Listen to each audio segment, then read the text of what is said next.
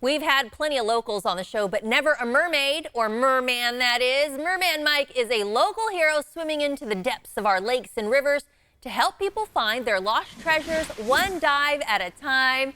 Hey, Merman Mike, how are you today?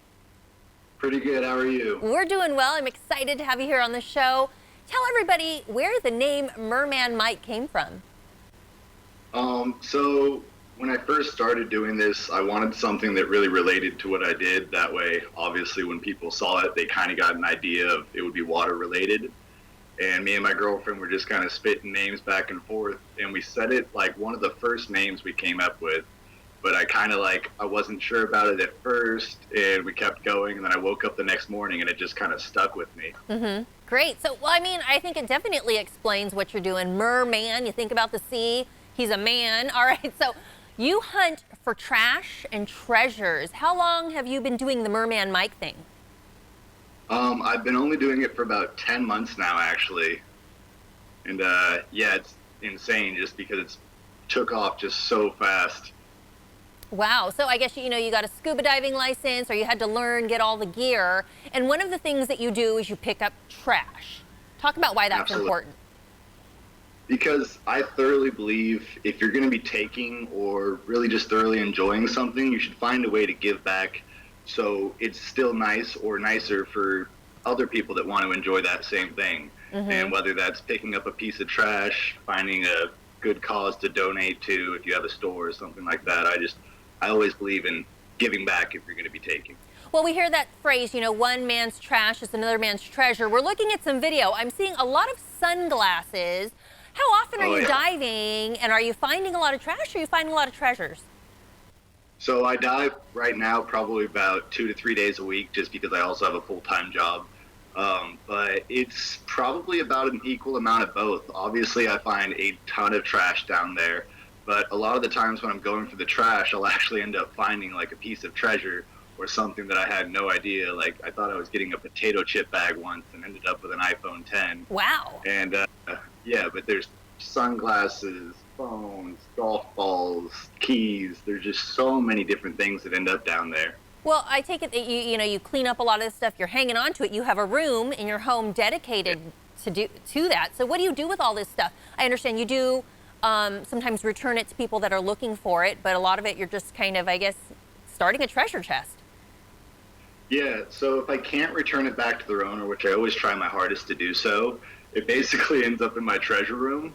And for me, everything in this room has a memory involved with it. So I can't really sell anything just because it's too hard for me to let go. And plus I have that like haunting suspicion that as soon as I sell something, somebody will see it on my video and be like, hey, that was mine. And I'll be like, oh, sorry, I sold your life-changing memory or whatever for $25. It's really cool, though, because I think, we love seeing treasures and finding things and discovering stuff. First of all, I want to know where you're doing all this diving at, because I know you're local here in Sacramento. And then what are some of the favorite things that you've found?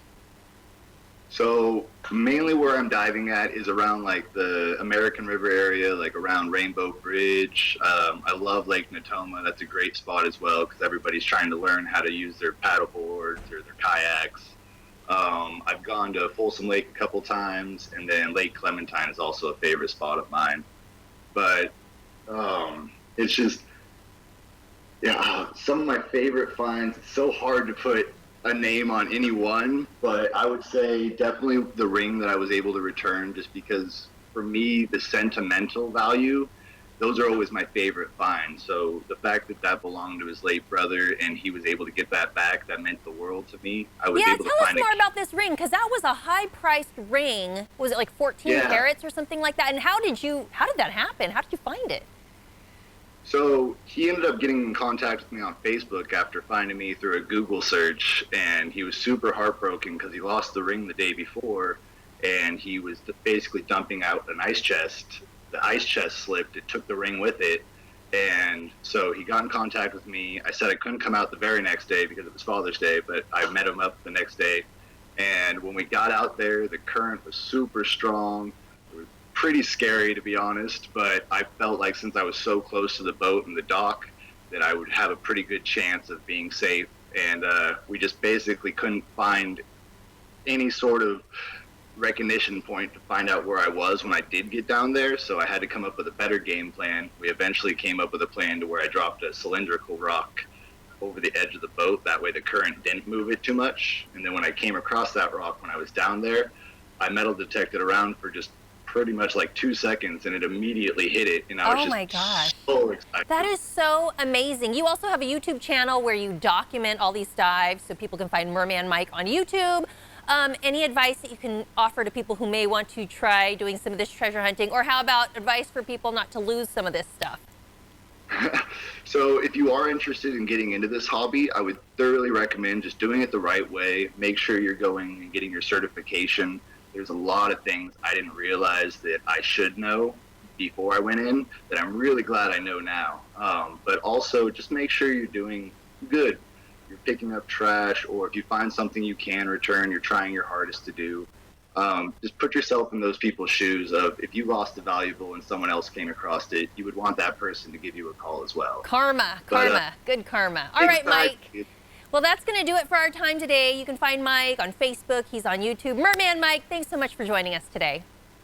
Thank you so much for having me. All right. This interview involves commercial content. The products and services featured appear as paid advertising.